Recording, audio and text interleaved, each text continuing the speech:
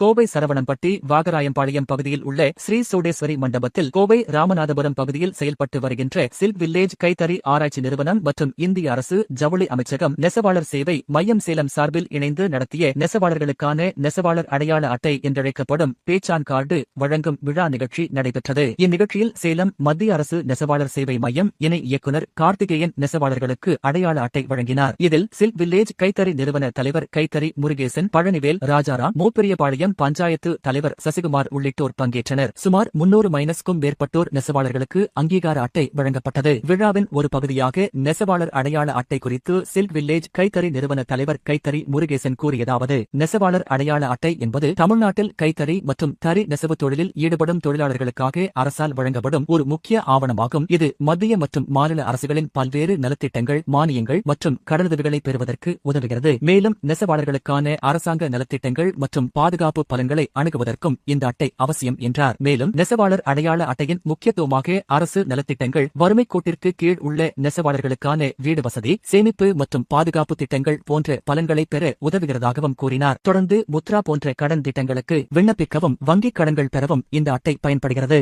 மத்திய அரசின் ஜவுளித்துறை அமைச்சகத்தால் வழங்கப்படும் தேசிய அடையாள அட்டையாகவும் இதனை பயன்படுத்தலாம் எனவும், இது நெசவாளர்களை பதிவு செய்வதற்கும் அவர்களின் உரிமைகளை உறுதி செய்வதற்கும் உதவுகிறது என எடுத்துரைத்தார்.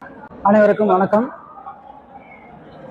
மத்திய அரசின் ஜவுளித்துறை சார்பில் நெசவாளர் சேவை மையம்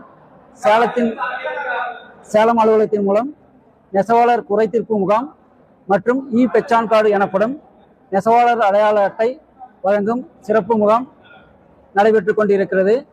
இதன் மூலம் நெசவாளர் அடையாள அட்டை பெறாத அல்லது விடுபட்ட நெசவாளர்களுக்கு அடையாள அட்டை தற்போது வழங்கும் பணி நடைபெற்றுக் கொண்டிருக்கிறது.